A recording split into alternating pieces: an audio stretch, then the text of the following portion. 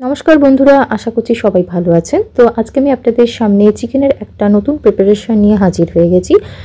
আজকে আমি আপনাদের সঙ্গে শেয়ার করব চিকেন মাখনি গ্রেভি রেসিপি। এই রেসিপিটা আপনারা রুটি পরোটার সঙ্গে বেবি নানের সঙ্গে কিন্তু পরিবেশন করতে পারেন। চলুন শুরু করা যাক আজকের এই রেসিপিটা। কড়াই গরম হয়ে গেছে, দিয়ে দিচ্ছি এর মধ্যে সাদা তেল। এখানে হাফ কাপ মতন সাদা তেল রয়েছে। তেলটা গরম হয়ে গেছে, দিয়ে দিলাম এর মধ্যে 1/4 টিস্পুন বাটার। তো তেলের সাথে বাটারটাও মেল্ট হয়ে গেছে। এবার দিয়ে দিচ্ছি আমি এর মধ্যে একটা তেজপাতা, দুটো দারচিনি আর দুটো লবঙ্গ। তো ফোড়নটাকে একটু ভেজে নিচ্ছি। গ্যাসের ফ্লেমটা লো টু মিডিয়াম রেখেছি, নয়তো ফোড়নটা ফাটতে পারে। তো এবার আমি এর মধ্যে দিয়ে দেবো বাকি সমস্ত ইনগ্রিডিয়েন্টসগুলো একে একে। এটা একটু নতুন ধরনের রেসিপি, আগেই বলেছি রুটি পরোটার সঙ্গে কিন্তু আপনারা এটা পরিবেশন করতে পারেন। তো এবার আমি এর মধ্যে দিয়ে দিচ্ছি পেঁয়াজ বাটা। দুটো মিডিয়াম সাইজের পেঁয়াজকে আমি বেটে রেখেছিলাম, সেটা আমি এর মধ্যে দিয়ে দিচ্ছি। ভালো করে কিন্তু এটা পেঁয়াজটাকে আর কি কষিয়ে নিতে হবে। এরপর এর মধ্যে আমি দিয়ে দিলাম পেঁয়াজটার সাথে মাংসটাও কিন্তু আমি কষিয়ে নিচ্ছি।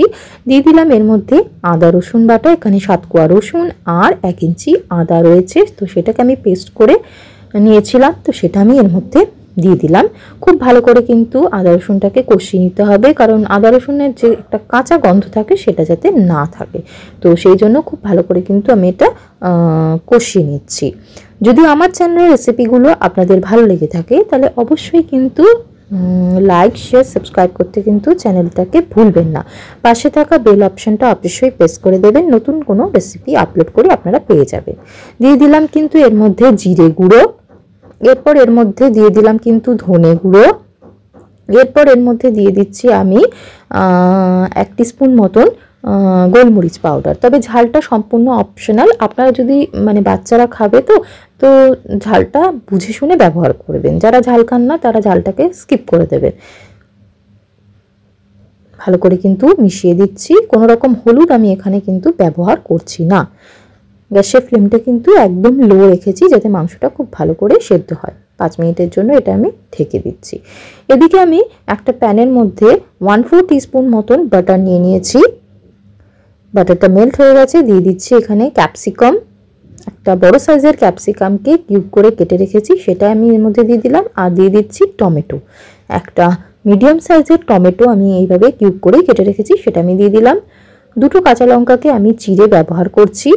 দিয়ে ভালো করে কিন্তু ক্যাপসিকাম, টমেটো আর কাঁচা লঙ্কাটা বাটারের সাথে ভেজে নিচ্ছি। দেখতেই পাচ্ছেন এখানে মাংসটা অনেকটা সেদ্ধ হয়ে গেছে। দিয়ে দিচ্ছি এখানে কিন্তু অল্প একটু স্বাদ মতন নুনটা অবশ্যই স্বাদ মতন ব্যবহার করবেন। এবার আমি এর মধ্যে দিয়ে দিচ্ছি মোটামুটি 2 টেবিল স্পুন মতন দই, টক দই ব্যবহার করছি। আর টক দইটা যখন ব্যবহার করেছি গ্যাসের ফ্লেমটা লো করে দিয়েছি, তো টক দইটা যাতে ফেটে না যায়। দেখতেই পাচ্ছেন কতটা জল রিলিজ হয়েছে মাংস থেকে। আমি কোনো রকম কিন্তু এখানে জল ব্যবহার করছি না। তো এবার আমি এর মধ্যে দিয়ে দিয়েছি ভেজে রাখা ক্যাপসিকাম, টমেটো আর কাঁচা লঙ্কাটাকে। তো এটা আমি এর মধ্যে অ্যাড করে দিলাম। খুব ভালো করে কিন্তু এটা মিশিয়ে নিচ্ছি। কতটা তেল রিলিজ হয়েছে দেখুন। এবার আমি এর মধ্যে দিয়ে দিয়েছি মালাই। তো আপনারা চাইলে কিন্তু মালাইয়ের পরিবর্তে দিতে পারেন ফ্রেশ ক্রিম। দেখতেই পাচ্ছেন দিয়ে দিচ্ছি এর মধ্যে কসুরি মেথি।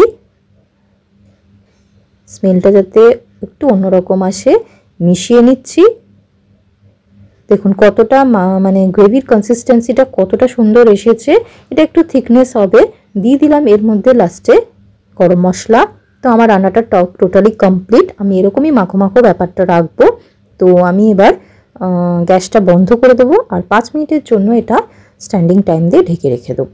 তৈরি হয়ে গেল আমার চিকেন মাখনি গ্রেভির রেসিপি। অবশ্যই বাড়িতে একবার ট্রাই করবেন। আশা করছি আপনাদের ভালো লাগবে। ভালো লেগে থাকলে আবারও বলছি লাইক শেয়ার সাবস্ক্রাইব করতে চ্যানেলটাকে ভুলবেন না। তো আজকের মতো এই পর্যন্তই। সবাই ভালো থাকবেন, সুস্থ থাকবেন। ধন্যবাদ।